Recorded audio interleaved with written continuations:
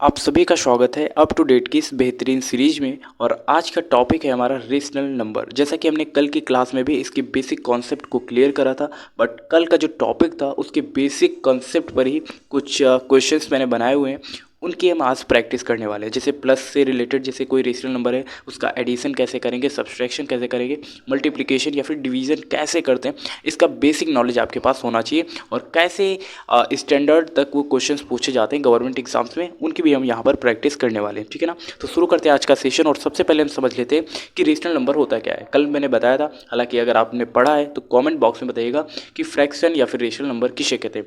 आप सभी का जवाब आ रहा है कि पी बाई क्यू के फॉर्म में जिसे लिख सकते हैं वो सभी क्या होते हैं, रेशनल नंबर होते हैं। या फिर डिनोमिनेटर और न्यूमरेटर के फॉर्म में जिसे लिखते हैं उसे हम रेशनल नंबर कहते हैं। ठीक है, जिसे एन बाई डी के फॉर्म में लिखते हैं। क्लियर है ना। और यहाँ पर पी और क्यू क्या होते हैं, इंटीजर्स होते हैं। क्लियर है, क्या होते हैं, इंटीजर्स।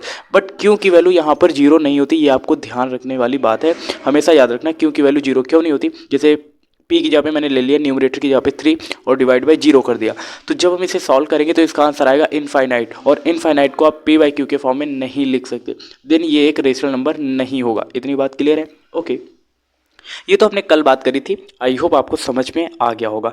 अब इसके बाद बात कर लेते हैं कि रेशनल नंबर कितने प्रकार के होते हैं, क्योंकि जब आप उसको डिवाइड करते हो तो डेसिमल में आपको आंसर देखने को मिलता है, और वो डेसिमल एक्सपेंसेस कितने टाइप के होते हैं उस पर बात कर लेते हैं। तो जो डेसिमल एक्सपेंसेस होते हैं वो दो प्रकार के होते हैं। कितने प्रकार के होते हैं, 2 टाइप्स के होते हैं। एक तो टर्मिनेटिंग होता है, क्या होता है, एक तो टर्मिनेटिंग और दूसरा होता है नॉन टर्मिनेटिंग। अब टर्मिनेटिंग और नॉन टर्मिनेटिंग का खेल क्या है उसके बारे में बात कर लेते हैं। ठीक है, टर्मिनेटिंग एक तरीके से होता है शांत नंबर। जैसे आपने किसी फ्रैक्शन को डिवाइड किया और वो पूरा पूरा डिवाइड हो गया। जैसे यहाँ पे एग्जांपल ले लेते हैं टर्मिनेटिंग में, जैसे आपने लिखा 10/2, इसको डिवाइड करोगे तो 2 5 जा 10 हो जाएगा कि नहीं, 2 1 जा 2, 2 5 जा 10। क्लियर है कि नहीं। तो ये पूरा पूरा डिवाइड हो गया। इसी की जगह पे हम दूसरा एग्जाम्पल ले लेते हैं। जैसे हमने ले लिया यहाँ पे, ले लिया 3/2। अगर आप इसको डेसिमल में डिवाइड करोगे तो ऐसे तो करोगे, 3 इधर लिखोगे, ठीक है, और 2 इधर आपने लिखा, तो 2 1 जा 2। अब घटाओगे कितना आएगा, 1 आएगा। अब 2 के टेबल में 1 आता नहीं तो आप डेसिमल लगाओगे और इधर 0 बढ़ाओगे, यानी कि 10 हो गया। तो 2 5 जा कितना आया, 10। तो ये 10 से 10 पूरा पूरा डिवाइड हो गया, तो यहाँ पे क्या बचेगा, 0। यानी कि इसको डिवाइड करने पे कितना मिला, 1.5। तो ये भी क्या है, एक टर्मिनेटिंग नंबर है, यानी कि जिसके पास रिमाइंडर 0 हो जाए और डेसिमल में वो पूरा पूरा डिवाइड हो जाए। तो 3/2 को डिवाइड करने पर हमको मिला 1.5 या फिर 1.5। क्लियर है कि नहीं। तो ये इस तरीके के नंबर्स को हम टर्मिनेटिंग कहते हैं, जिसका रिमाइंडर 0 आ जाए। क्लियर है कि नहीं। ओके, अब हम बात कर लेते हैं कि नॉन टर्मिनेटिंग होता क्या है, नॉन टर्मिनेटिंग। ठीक है, तो इस पर बात करने से पहले जैसे एक एग्जांपल ले लेते हैं, उसके माध्यम से समझेंगे। जैसे हमने एग्जांपल लिया 10/3, मान लेते हैं ये एग्जांपल ले लिया। अगर आप इसको डिवाइड करेंगे तो यहाँ पे डिवाइड भी कर लो। देखो यहाँ पे लिखेंगे 10/3, तो 3 का टेबल पढ़ोगे, 3 3 जा 9, तो 1 बचेगा ना घटाने पे। तो 1 3 के टेबल में आता नहीं तो डेसिमल लगाएंगे और 0 बढ़ाएंगे, यानी कि फिर से 10 आ गया। तो फिर से 3 टाइम्स 3 3 जा 9, फिर से 1 आएगा, फिर 3 3 जा, यानी कि 10/3 को अगर आप डिवाइड करोगे तो आपके पास आंसर क्या आएगा, 3 डेसिमल 3 3 3, ये इस फॉर्म में चलता रहेगा। तो ये क्या हो गया, नॉन टर्मिनेटिंग, जो कभी खत्म होने वाला ही नहीं है, अशांत रहने वाला है। ठीक है, कभी शांत नहीं होने वाला, मतलब इसका रिमाइंडर कभी 0 हो ही नहीं सकता। लेकिन अब नॉन टर्मिनेटिंग में भी 2 तरीके के हमको चीज़ें पढ़ने की पड़ती हैं। एक तो रिपीटिंग रेशनल नंबर होता है और एक होता है नॉन रिपीटिंग रेशनल नंबर। अब रिपीटिंग, जैसे अभी मैंने 10 को 3 से डिवाइड किया था तो आंसर क्या आया था, यहाँ पे आया था 3 डेसिमल 3 3 3 3। ये क्या हो रहा था, बार बार रिपीट हो रहा होता है। ठीक है, तो इस फॉर्म को बोलते हैं रिपीटिंग रेशनल नंबर। जबकि यहाँ पर जैसे किसी को डिवाइड करोगे आप, जैसे 22/7 आप डिवाइड करो, ठीक है, तो वो भी रिपीटिंग नंबर ही होगा, क्योंकि यहाँ पर इसका एक्सपेंशन क्या होता है, डेसिमल एक्सपेंशन। देखो 22/7 को अगर आप डिवाइड करोगे तो यहाँ पर आपको मिलेगा 3.142857, और उसके बाद ये फिर से रिपीट होने लगेगा। तो ये क्या होता है, एक तरीके से रिपीटिंग हो रहा है। बट नॉन रिपीटिंग में जैसे यहाँ पे लिख दिया गया, मैंने 3 लिखा, उसके बाद 1 लिखा, फिर 7 लिखा, फिर मैंने 2 लिख दिया, फिर 3 लिख दिया, फिर 5, फिर 7 6, कुछ ऐसे, मतलब कुछ रिपीट नहीं हो रहा। लेकिन डेसिमल के बाद वो आते जा रहा, रिमाइंडर 0 हो ही नहीं रहा, कुछ ऐसा, तो वो नॉन रिपीटिंग हो जाता है। मतलब रिपीट तो हो ही नहीं रहा, लेकिन डेसिमल के बाद वो खत्म होने का नाम ही नहीं ले रहा, तो नॉन रिपीटिंग ये नंबर होता है। और रिपीटिंग भी आपको समझ में आ गया, नॉन टर्मिनेटिंग भी समझ में आ गया, टर्मिनेटिंग भी समझ में आ गया, ओवरऑल आपको डेसिमल एक्सपेंशन समझ में आ गया।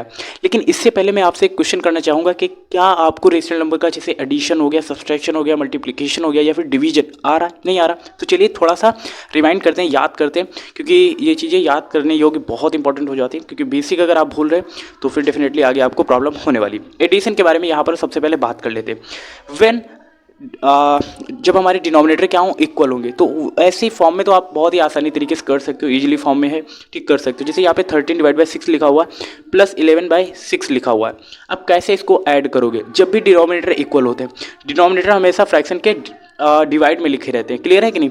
तो डिनोमिनेटर इक्वल है, यहाँ पर भी 6, यहाँ पर भी 6, तो एक लाइन खींचना है, उसके नीचे एक डिनोमिनेटर में 6 लिख देना है, क्लियर है कि नहीं? और ऊपर दोनों जो डिजिट्स दी गए उनको प्लस में लिख लो इस फॉर्म में। तो ऐड द न्यूमरेटर, अब आपको न्यूमरेटर्स को ऐड करना है। 13 + 11 करोगे तो 24, और जो डिनोमिनेटर लिखा गया उसको एक बार लिख दो, तो ये आपका आंसर आ गया, क्लियर है कि नहीं? सेम पैटर्न पर कुछ क्वेश्चंस कर लेते हैं। जैसे यहाँ पर लिखा गया है 2/5 + 2/5, ओके। अब देखो न्यूमरेटर से हमें मतलब ही नहीं, डिनोमिनेटर देखना है। डिनोमिनेटर देखो इक्वल है कि नहीं, बस यही एक लाइन खींचो, एक बार डिनोमिनेटर लिख दो, और 2 + 2 है तो उसको 2 + 2 लिखो, ठीक है। अब 2 + 2 कितना होगा? 4/5, यही आपका आंसर आ गया। क्या सेम पैटर्न पर आप इसका जवाब मुझे दे सकते हो? ठीक है, आपको इसका जवाब देना है। एंड लास्ट क्वेश्चन क्या दिया गया? जैसे 4/7 + 2/7, तो डिनोमिनेटर क्या है? इक्वल है, तो लाइन खींचो, एक बार वो 7 लिख दो, ऊपर क्या लिखना है? 4 + 2, तो 4 + 2 कितना होता है? 6/7। इस तरीके से हमको ऐड करना होता है। अब कुछ क्वेश्चंस मैं आपको होमवर्क के तौर पे दे रहा हूँ, इनके जवाब आपको कमेंट बॉक्स में बताने हैं, ठीक है।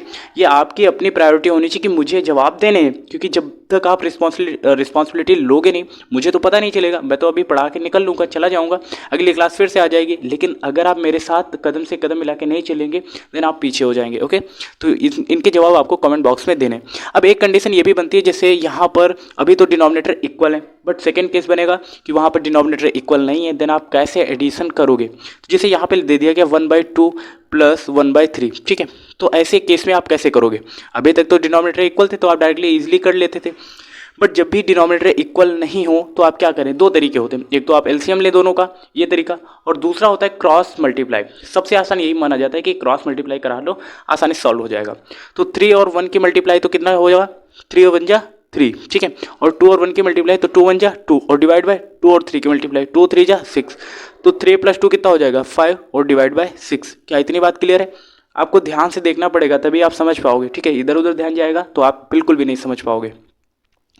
यही क्वेश्चन यहाँ पर किस तरीके से एक्सप्लेन किया गया, आप थोड़ा सा डीपली में समझने का प्रयास करें। जैसे हमारे पास क्वेश्चन क्या मैंने दिया था, 1/2 को आपको ऐड करना था 1/3 से, बट डिनोमिनेटर अलग अलग थे, तो मैंने क्रॉस मल्टीप्लाई कराई। देखो यहाँ पे 3 लिखा था तो दोनों जगह यहाँ पे मैंने 3 से मल्टीप्लाई कराई, और यहाँ पे 2 लिखा था तो मैंने दोनों जगह 2 से मल्टीप्लाई कराई। इस 2 के इधर मल्टीप्लाई और इस 3 के इधर मल्टीप्लाई, क्लियर है ना? उसके बाद हमको क्या मिला? देखो 3 1 जा 3, और 3 2 जा 6 मिल गया, प्लस है प्लस लगाएंगे, ये प्लस है प्लस लगाया, 2 1 जा 2 लिखा, और 2 3 जा 6 लिखा। अब 3 + 2 बन जाएगा, डिनोमिनेटर इक्वल हो गया, तो ये तो मैंने अभी सिखाया। तो 3 + 2 डिवाइड बाय 6 कितना हो जाएगा? 5/6। आंसर आ गया, क्लियर हो गया ना आप? ओके, तो ऐसे क्वेश्चन आपको खुद से प्रैक्टिस करनी है। और अब हम डिवीजन का मेथड भी समझ लेते हैं, या फिर सब्सट्रैक्शन का मेथड भी समझ लेते हैं। सबसे पहले समझते हैं सब्सट्रैक्शन क्या होता है। यहाँ तक क्लियर है कि नहीं कहानी? ओके, अगर यहाँ तक क्लियर है देन अब हम समझने वाले हैं कि सब्सट्रैक्शन कैसे करना है। सेम पैटर्न पर जैसे आपने एडिशन किया, सेम पैटर्न पर सब्सट्रैक्शन होता है, ठीक है ना।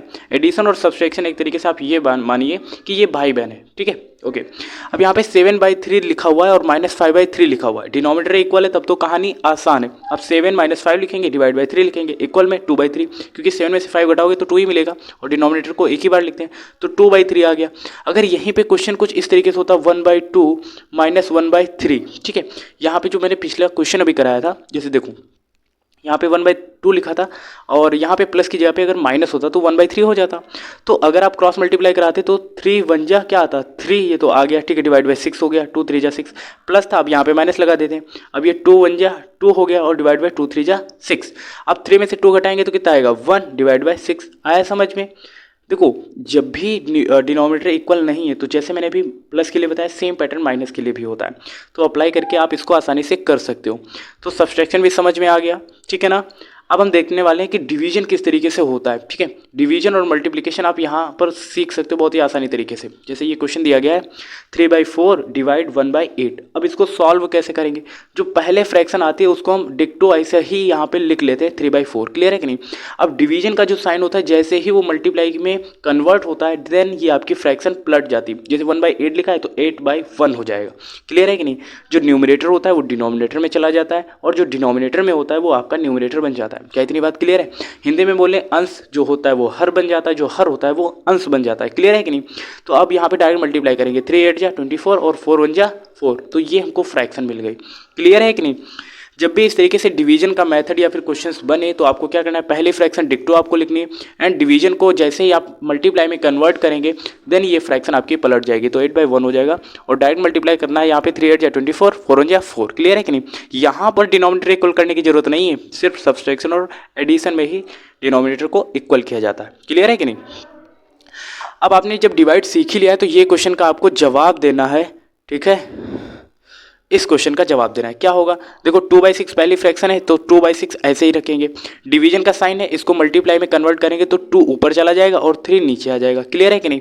अब क्या करेंगे 2 2 जा 4 हो जाएगा, ऊपर ऊपर की मल्टीप्लाई और नीचे नीचे की मल्टीप्लाई, 6 3 जा 18, बस 4/18 इसका आंसर आ गया। क्लियर है कि नहीं। यही पैटर्न होता है डिवीजन का। और यहीं पर अब हम मल्टीप्लिकेशन भी सीख लेते हैं। जैसे यहाँ पे क्वेश्चन दे दिया गया 2/3 मल्टीप्लाई 7/3। ठीक है, ये क्वेश्चन दे दिया गया तो मल्टीप्लाई कैसे करेंगे, दो जो न्यूमरेटर होता है उसकी मल्टीप्लाई न्यूमरेटर के साथ, 2 7 जा 14 और 3 3 जा 9, बस हो गया। न्यूमरेटर की मल्टीप्लाई न्यूमरेटर से और डिनोमिनेटर की मल्टीप्लाई डिनोमिनेटर से, बस वही इसका मल्टीप्लिकेशन होता है। एक क्वेश्चन आप सभी के लिए होमवर्क के तौर पे यहाँ पे लिखा है 3/9 मल्टीप्लाई 4/4। ठीक है, 12/4, इसका जवाब आपको देना है। तो 12 3 जा कितना होगा 36 होगा और 9 4 जा 36, बस आंसर आ गया। क्लियर है कि नहीं। एक और अच्छा क्वेश्चन दे ही देते हैं। यहाँ पे लिखा 12/3 मल्टीप्लाई 3/6। ठीक है, इसका जवाब आपको आंसर देना है। ठीक है, तो ऊपर ऊपर मल्टीप्लाई तो 12 3 जा कितना होगा 36 और 6 3 जा 18। आ गया समझ में। इस पैटर्न पर मल्टीप्लाई होती है। तो यहाँ तक आई होप कहानी क्लियर होगी। ठीक है, अब बाकी क्वेश्चन जैसे मैंने आपको एडिशन सिखाया, सब्सट्रैक्शन सिखाया, मल्टीप्लाई सिखाया, डिवीजन सिखाया, तो इन सभी के जवाब आपको कमेंट बॉक्स में देने और ये सभी क्वेश्चंस आप सभी के लिए होमवर्क के तौर पे। अब वो क्वेश्चंस कर लेते हैं जो स्टैंडर्ड हैं, आपके कंपटीशन के एग्जाम्स में पूछे जाते हैं, कभी कभी कॉलेज लेवल पर भी पूछ लिए जाते हैं। वो क्वेश्चंस को इस पैटर्न पर पूछे जाते हैं। हालांकि ये तो मैंने बहुत ही बेसिक का भी बेस लिया हुआ है, आपको लगता है कि बहुत ही कठिन है, बट इसको समझने के लिए आपको बॉडमास का रूल आना चाहिए। अगर नहीं आता है तब भी आपको एक ओवरव्यू यहाँ पे मिल जाएगा, उस पैटर्न पर आप कर सकते हो। सबसे पहले आपको पता है डिवीजन करना होता है, बट डिवीजन यहाँ तक आया नहीं। फिर मल्टीप्लाई करना होता है तो मल्टीप्लाई तो आया हुआ है। तो यहाँ पर क्वेश्चंस कैसे करेंगे, जो मल्टीप्लाई आया है उस पोर्शन को पहले सॉल्व करेंगे। उसके बाद क्या होता है बॉड मास। ठीक है, लास्ट में सब्सट्रैक्शन जाता है। ठीक है, तो मल्टीप्लाई करेंगे। तो मल्टीप्लाई के लिए मैंने डायरेक्ट अभी बताया था न्यूमरेटर की मल्टीप्लाई न्यूमरेटर के साथ, डिनोमिनेटर की मल्टीप्लाई डिनोमिनेटर के साथ। तो 2 3 जा कितना हो जाएगा 6 डिवाइड बाई 3 5 जा 15। क्लियर है कि नहीं। माइनस है माइनस लगाओ, प्लस 5/2 लिखा है ऐसे ही लिखो। ठीक है ना। इसके बाद क्या लिखना है, देखो यहाँ पे मल्टीप्लाई करेंगे 3 और 1 की, तो 3 1 जा 3 और 5 6 कितना हो जाएगा 5 6 जा 30। क्लियर है कि नहीं। ये माइनस में था, माइनस में करूँ। अब सबसे पहले होता है प्लस, तो प्लस करेंगे। ठीक है, तो प्लस करने के लिए अभी मैंने आपको क्रॉस मल्टीप्लाई करना सिखाया था कि नहीं सिखाया था, सिखाया था। अब ध्यान से देखो यहाँ पे 2 है और यहाँ पे 15 है। प्लस करने के लिए क्या करेंगे, ठीक है, तो क्रॉस मल्टीप्लाई, तो 2 6 जा 12 हो जाएगा और 15 5 जा कितना हो जाएगा 75 डिवाइड बाई 30 और माइनस 3/30। ये क्वेश्चन कुछ ज़्यादा लेंदी नहीं हो रहा, तो इसको शॉर्ट फॉर्म में भी कर सकते हैं। देखो आप इस पैटर्न पे करिएगा जैसे मैं बता रहा हूँ। ठीक है, तो यहाँ पर कैसे कर सकते हो, ये माइनस था, माइनस माइनस लगाते हैं। ठीक है, तो अभी देखो ओवरऑल अगर आप सबका एलसीएम लोगे तो 30 आएगा। तो यहाँ पे 15 है तो 2 से मल्टीप्लाई करा देना पड़ेगा।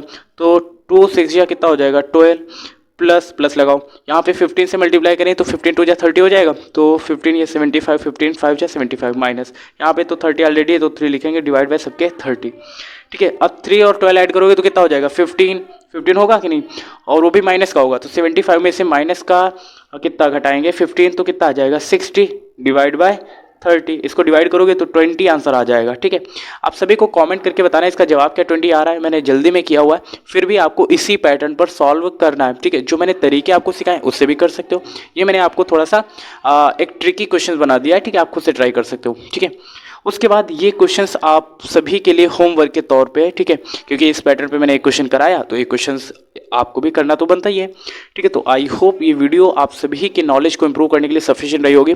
और कल हम जिस टॉपिक पे डीपली में बात करने वाले हैं वो टॉपिक होगा डेसिमल एक्सपेंशन, ठीक है। डेसिमल एक्सपेंशन टर्मिनेटिंग के काफ़ी एग्जाम्पल करेंगे, नॉन टर्मिनेटिंग के, रिपीटिंग नंबर के और नॉन रिपीटिंग नंबर के हम काफ़ी सारे क्वेश्चन कल करने वाले हैं प्रैक्टिस। तो आई होप ये सेशन आप सभी के लिए काफ़ी हेल्पफुल रहा होगा। और लास्ट में बस यही कहना चाहूँगा कि छोटों को प्यार दे, बड़ों को सम्मान दे और अपना व्यक्तित्व स्वीकार विकसित करें कि महिलाएं आपके पास सुरक्षित महसूस करें। जय हिंद, जय भारत। मिलते हैं ऐसे नेक्स्ट इन्फॉर्मेटिव वीडियो के साथ, तब तक के लिए नमस्कार।